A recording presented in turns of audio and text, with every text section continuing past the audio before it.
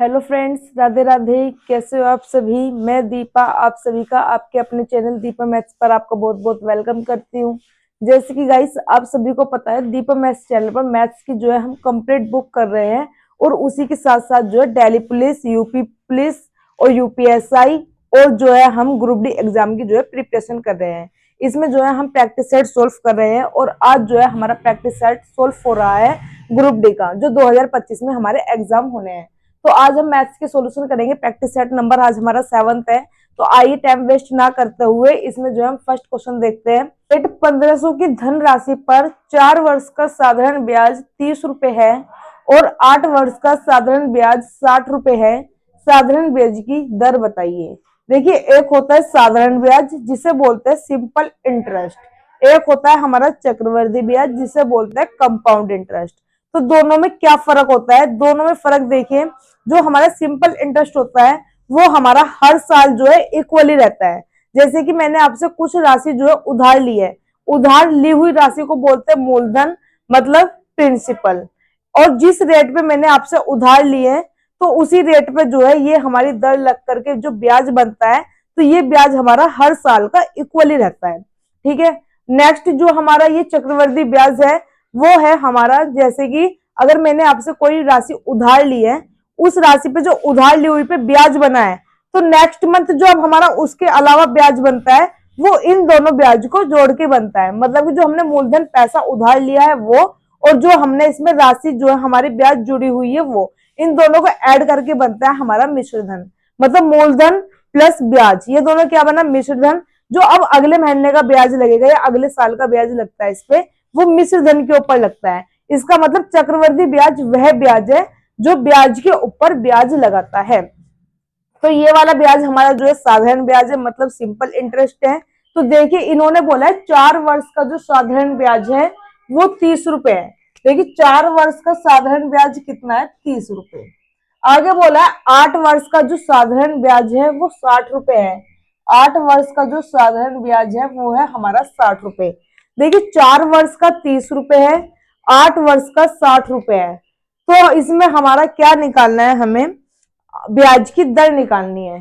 तो देखिए, 4 वर्ष के अकॉर्डिंग अगर मैं ब्याज की दर निकालती हूँ तो फॉर्मूला होता है हमारा एसआई का, P into R into T upon में 100।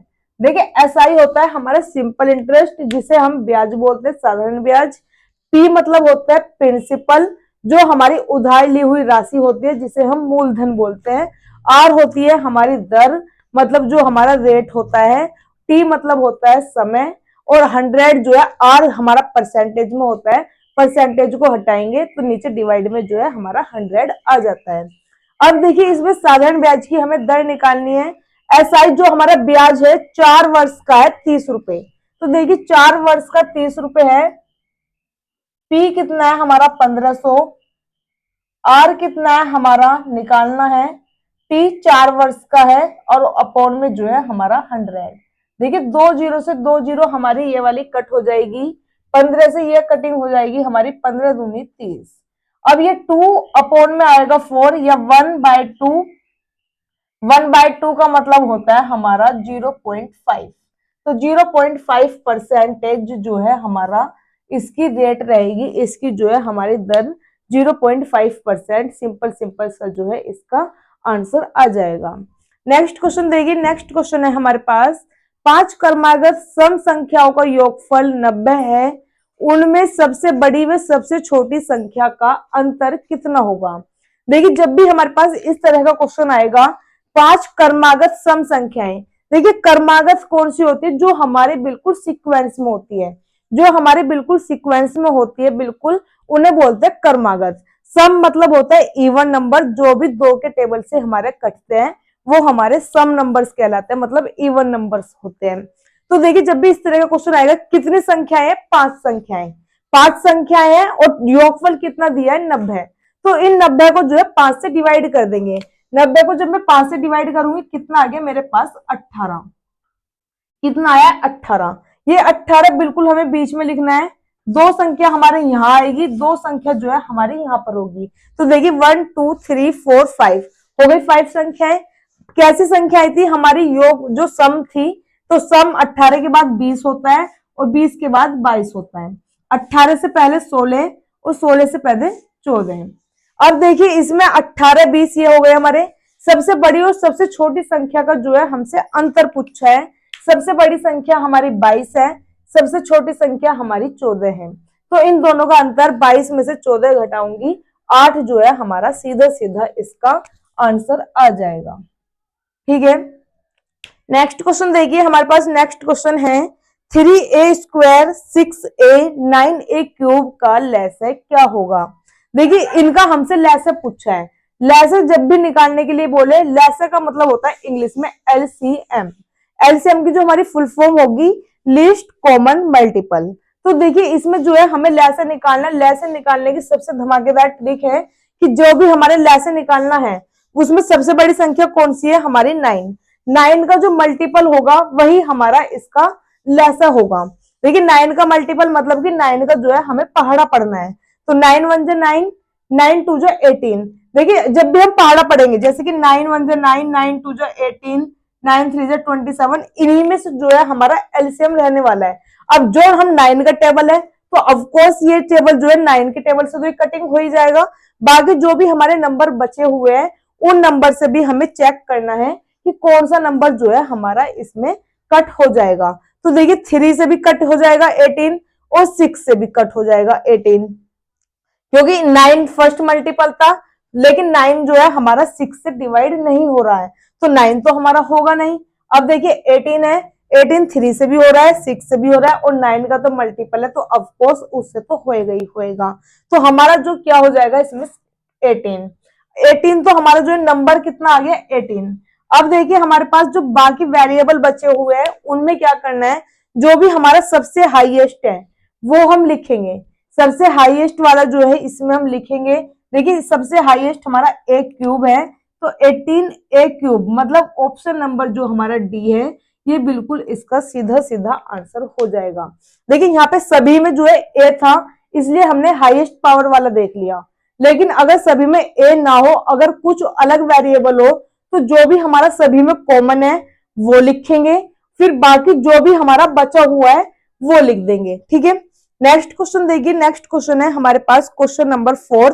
इसको जो है हमें सिंप्लीफाई करना है। तो देखिए इसमें यहाँ पे जो है 3 डिजिट्स के बाद जो है पॉइंट है, यहाँ पे 2 डिजिट्स के बाद पॉइंट है। तो पॉइंट इक्वली करने के लिए, पॉइंट अगर हमें काटने होता है तो दोनों तरफ जो है 3 डिजिट होनी चाहिए। तो मैंने यहाँ पे 3 डिजिट कर लिए हैं। अब देखिए यहाँ से जो मैं यहाँ पे कितने है मेरे पास 4 डिजिट है, तो यहाँ पे 4 डिजिट मैंने कर ली। तो ये अब मैं पॉइंट अब कट आउट कर सकती हूँ। अब देखिए यहाँ पे जो है 2 के बाद पॉइंट है तो अब पॉइंट जो है हमारे कट जाएंगे। अब देखिए इसमें 125 एकम 125, 125 दूनी 250। ठीक है, 7 से कटिंग करूंगी, सीए कटिंग 7 7 49 और नेक्स्ट आगे 2 जीरो है, ये वाली 1 जीरो से हमारी 1 जीरो ये कट जाएंगी। 32 एकम 32, 32 दूनी 64। अगर देखिए यहाँ पे 2 से ये कटिंग हो जाएगी हमारी 35 पर, तो ऊपर जो है ओवरऑल हमारा 35 बचा है और नीचे ओवरऑल 2 है। तो 35/2 हमारा इसमें बिल्कुल सीधा सीधा जो है इसका आंसर हो जाएगा। ठीक है, नेक्स्ट क्वेश्चन देखिए। नेक्स्ट क्वेश्चन है हमारे पास 58 इंटू 23 इंटू 8 डिवाइड बाय 4। इसका जो है हमारा सिंप्लीफाई करना है फिर से। देखिए सबसे पहले अगर इसमें है सिंप्लीफाई करने के लिए तो सबसे पहले होगा हमारा बोर्ड मास। ये क्वेश्चन हमारा किसका है, बोर्ड मास का। बोर्ड मास में बी से होता है हमारे पास ब्रैकेट, ओ से होता है ऑर्डर, डी से डिवाइड, एम से मल्टीप्लाई, ए से ऐड और एस से सब्ट्रैक्ट। देखिए डिवाइड वो सॉरी ब्रैकेट इसमें नहीं है, ऑफ इसमें नहीं है, तो ये वाली चीज हमारी नहीं है, इन्हें ऐसे छोड़ देंगे। सीक्वेंस में करना है बिल्कुल सोर्स क्या है। फिर हमारे पास डिवाइड, तो सबसे पहले डिवाइड करेंगे, 8 को 4 से डिवाइड करूंगी, कितना आ जाएगा मेरे पास 2। तो मेरे पास ये कितना आ जाएगा इस वाले को सोल्व कर करके 2। अब मेरे पास सारे कैसे है मल्टीप्लाई में, तो 58 इंटू 23 इंटू 2 इन तीनों की जो है मैं मल्टीप्लाई कर दूंगी। तो मेरे पास 2668 इसका जो है सीधा सीधा आंसर आ जाएगा। ठीक है, नेक्स्ट क्वेश्चन देखिए। नेक्स्ट क्वेश्चन है हमारा 6। जब 14/3 के 5/7वें भाग में 3 जोड़ा जाता है तो यह 9/16 के nवें भाग के बराबर हो जाता है, तब n का मान क्या होगा। देखिए कैसे करना है, इन्होंने बोला 14/3, 14/3। के का मतलब होता है इंग्लिश में ऑफ, या अगर लैंग्वेज में लिखना जाए मैथ की तो मल्टीप्लाई का जो है इसमें सिंबल लग जाता है। 5/7 में 3 जोड़ा है तो दोनों में जो है इसके इस वाले भाग में हमने 3 ऐड कर दिया तो यह 9/16 के nवें भाग के बराबर हो जाता है। तो बराबर हमने इनको जो है कर दिया।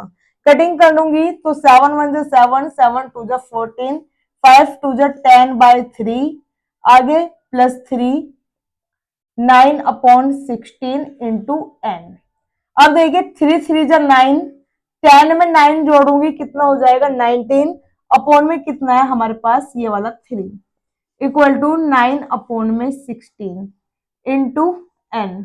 कटिंग करूं, कटिंग यहां से तो होगी नहीं, यहां से भी नहीं होगी, तो ये इधर डिवाइड में है, ये इधर मल्टीप्लाई में जाएगा, ये इधर 9 मल्टीप्लाई में, ये नीचे आ जाएगा, क्रॉस मल्टीप्लाई जो है हमारी इसमें हो जाएगी। तो देखिए 19 इंटू 16 अपॉन में 3 इंटू 9 इक्वल टू n की वैल्यू होगी 19 की 16 में मल्टीप्लाई करूंगी 304 और 3 की 9 में मल्टीप्लाई करूंगी 27। तो इसका जो है हमारा ऑप्शन नंबर बी बिल्कुल सीधा सीधा जो है आंसर हो जाएगा।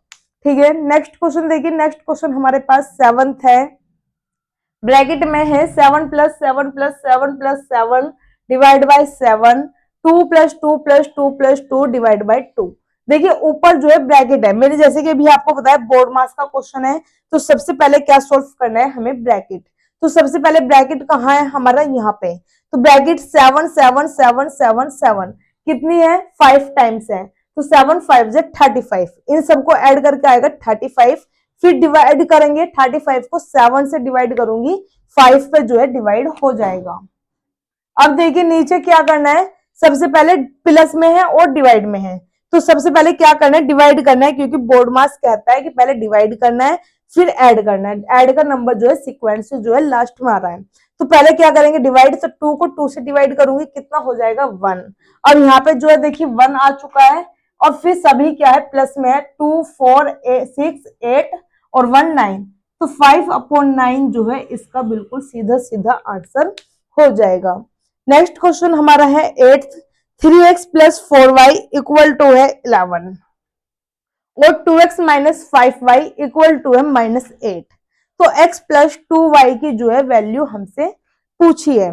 देखिए इसमें क्या करना है, सबसे पहले अगर हम इसको सिंपल उसमें सोल्व करें तो कम से कम ये हमारा हाफ या एक पेज जो है पूरा पूरा लेकर जाएगा। तो इसमें मैं क्या करती हूँ, x और y की वैल्यू लेट कर लेती हूँ, इसमें x और y की वैल्यू मान लेती हूँ, तो इसमें जो है मुझे थोड़ा सिंपल पड़ जाएगा।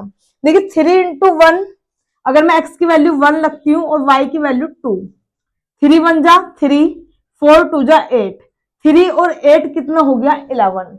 यहाँ पे भी पुट करके देख लेती हूँ, तो 2 1 जा 2, 5 2 जा 10, 2 में से 10 घटाऊंगी तो -8। तो ये वाली जो है दोनों नंबर्स मेरे वेरीफाई हो रहे हैं, दोनों जो संख्याएं मैंने रखी है वो बिल्कुल करेक्ट है। तो इसमें जो है मैं रख सकती हूँ x + 2y में। देखिए x की वैल्यू 1, y की वैल्यू 2, तो 2 2 जा 4, 1 और 4 कितना हो जाएगा 5, 5 हमारा जो है इसमें बिल्कुल सीधा सीधा आंसर आ जाएगा। नेक्स्ट क्वेश्चन हमारे पास 9th है, 5560 + 4160 + 3025, ये सब ओवरऑल जो है हमारा स्क्वायर रूट के अंदर है। तो जब भी हमारे पास इस तरह का क्वेश्चन आता है, इस क्वेश्चन को जो है हम सबसे लास्ट की तरफ से जो है इसको सोल्व करते हैं। देखिए लास्ट में कितना लिखा है 3025, मतलब इसका स्क्वायर रूट बाहर निकालना है। देखिए इसका स्क्वायर रूट बाहर कैसे निकलेगा, बिल्कुल सिंपल में बताती हूँ। कितना लिखा है 3025, 3025, ये हमारे पास नंबर है। 25 का जो है हम 5 लिखेंगे, कितना लिखेंगे 25 का 5। अब देखिए कितना लिखा है 30 लिखा है, 30 के ऐसे मल्टीपल देखने हैं कि गुना करने पर तो 30 मतलब 30 आए और घटाने पर जो है 1 आए। तो 30 का ऐसा मल्टीपल जो गुना करने पर 30 हो और घटाने पर 1 हो। तो 5 गुना 6, 5 गुना 6 30 होगा, और 6 में से 5 घटाऊंगी 1 आ जाएगा। तो जो भी हमारा छोटे वाला नंबर है वो हम यहाँ पे लिख देंगे। तो इसका मतलब जो हमारा 30 25 है वो 55 का स्क्वायर रूट है। तो ये किसका बाहर निकल जाएगा, 55 का।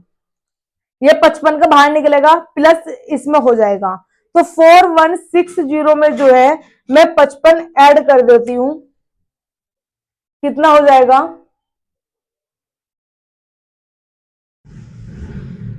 4215, 5 6 5 11, 4215 तो किसी का होता भी नहीं है शायद, क्योंकि ये तो 55 ही है ना ये। हाँ, 5 6 5 11,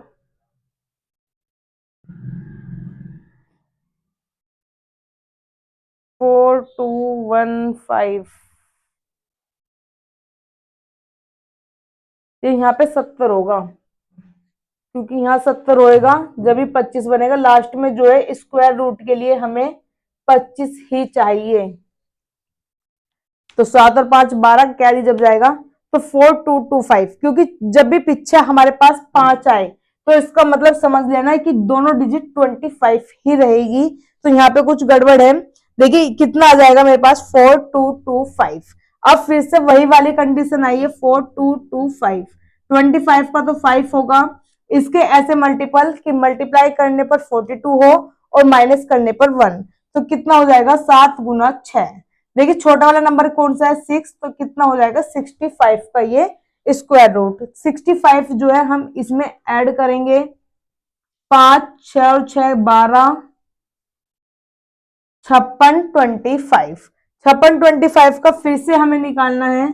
25 का तो 5 होगा, 56 किसका होता है, 7 8 56, 8 में से 7 घटाऊंगी 1, छोटे वाला नंबर क्या है 7, तो 75 जो है हमारा ओवरऑल इसका सीधा सीधा आंसर हो जाएगा।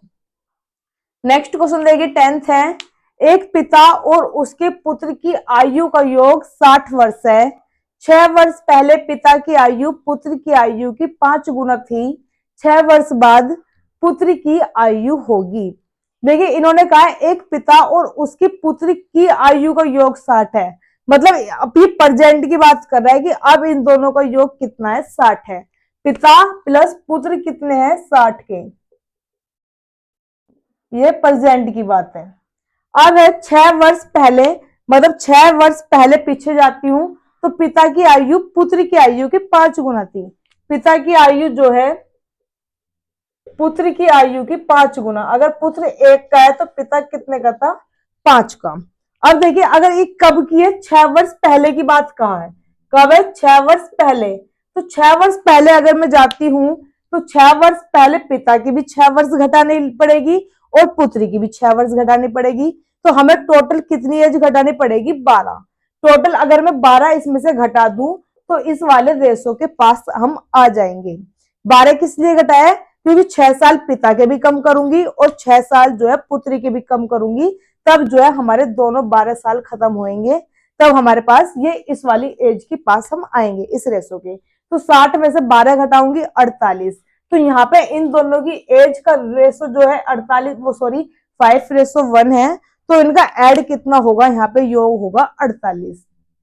अब देखिए हमारे अकॉर्डिंग दोनों का जो योग है वो कितना है, 6, और वैसे कितना है 48, तो 6 बराबर जो है हमारा 48 के है, एक की वैल्यू कितनी हो जाएगी, 8, तो 8 पंजे 40 और 8 एकम 8, मतलब 40 साल के पिता है और 8 साल के जो है पुत्र है। इन्होंने क्या बोला है, अब 6 वर्ष बाद इनकी जो है पुत्र की आयु क्या होगी।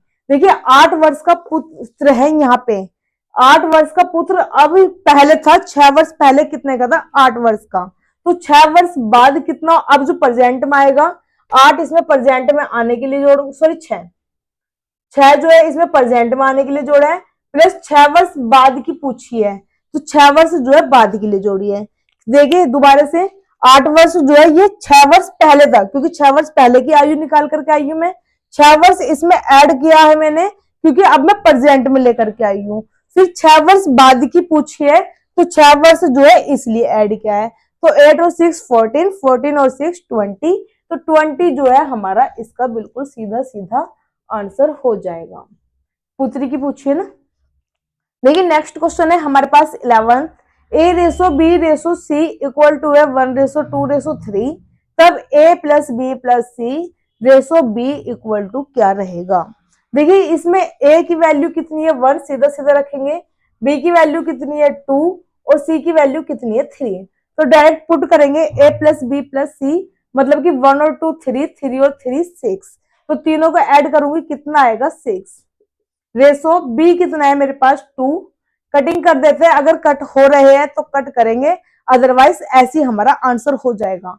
तो ये हमारे दोनों 2 के टेबल से कटिंग हो रही है, तो ये 3:1 जो है हमारा इसका बिल्कुल सिंपल सा आंसर हो जाएगा। नेक्स्ट क्वेश्चन है हमारे पास 12, जब एक संख्या को 10% कम किया जाता है तो वह 30 हो जाती है, संख्या बताइए। देखिए कोई भी संख्या हो या कोई भी नंबर है, हर चीज अपने आप में 100% है, हर चीज अपने आप में क्या है 100% है। अगर ये मैं मार्कर भी ले रही हूँ तो ये मार्कर भी अपने आप में क्या है 100% है। अगर इसमें से मार्कर का ये कुछ हिस्सा मैं हटा देती हूँ, अब इसका परसेंटेज कुछ घटा होगा, तो ये मुझे इससे पता चलेगा कि मैंने कितने परसेंट जो है इसका, ये मार्कर का जो ढक्कन है इसका कैप है वो कितने परसेंट है।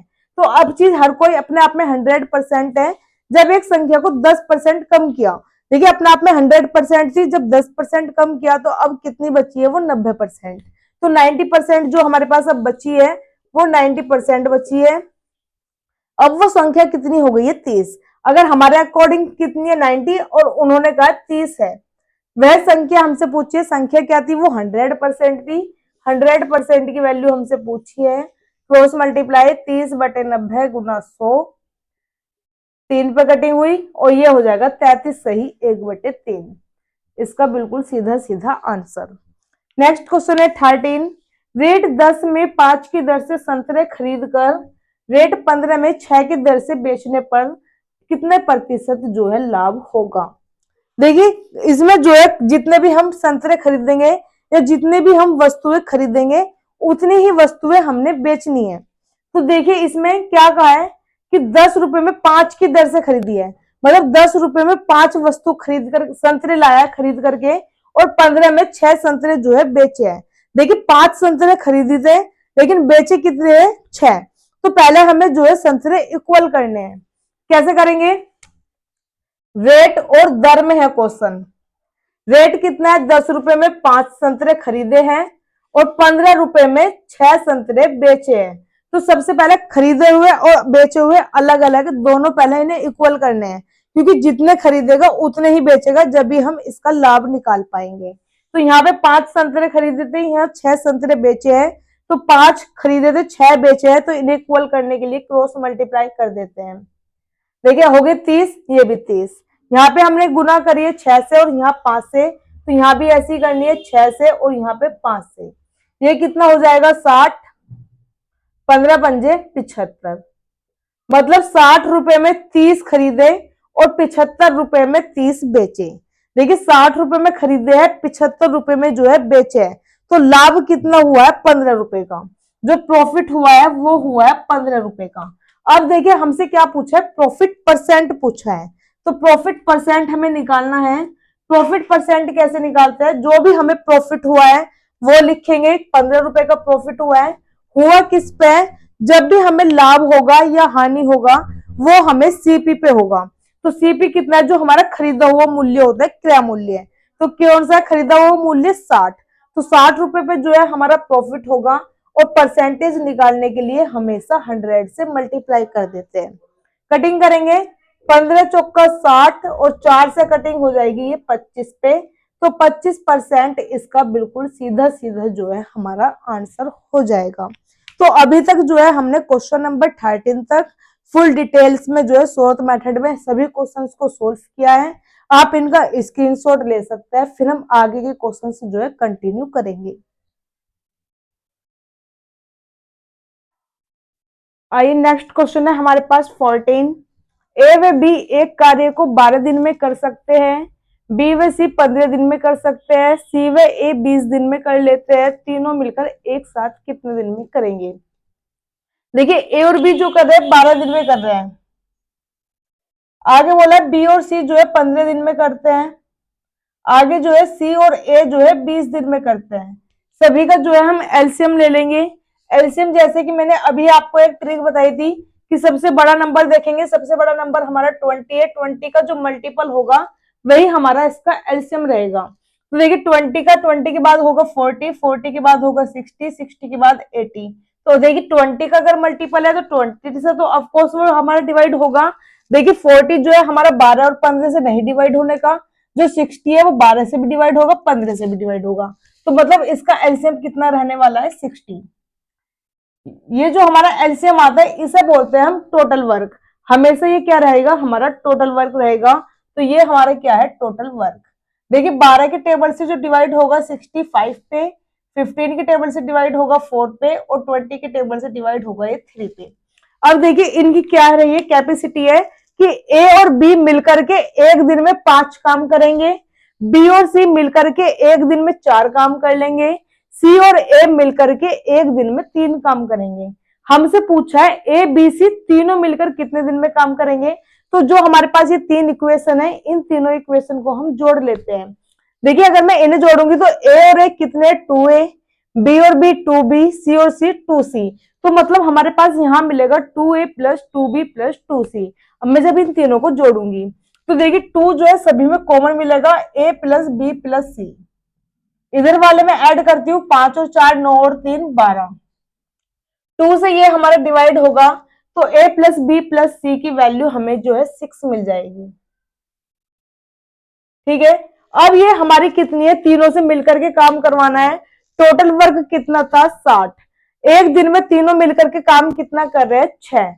टोटल वर्क 60 है, एक दिन में काम 6 हो रहा है, तो 10 दिन में जो है काम समाप्त हो जाएगा। मतलब ऑप्शन नंबर बी इसका जो है बिल्कुल सीधा सीधा आंसर आ जाएगा। नेक्स्ट क्वेश्चन देखिए, नेक्स्ट क्वेश्चन है हमारे पास, एक कमीज का जो अंकित मूल्य है वो है 270 रुपए। यह 237.60 रुपए पर उपलब्ध है। बट्टे की जो है दर बतानी है। देखिए अंकित मूल्य जो होता है वो होता है मार्केट प्राइस। ये अपने आप में क्या होगा, 100%। तो 270 रुपए इक्वल टू मैं 100% के रख सकती हूँ। 270 इक्वल टू है 100%। 237.60 ये हमसे जो है फाइंड करवाया है। क्रॉस मल्टीप्लाई करूंगी तो 100 ऊपर, 270 ये नीचे आ जाएगा, और 237.60 जो है गुना में, ये 2 के बाद पॉइंट है तो नीचे कितनी आ जाएगी, 2 जीरो आ जाएगी। इन 2 जीरो से हमारी ये वाली 2 जीरो कैंसिल आउट हो जाएगी, और इस 1 जीरो से ये वाली 1 जीरो कैंसिल हो जाएगी।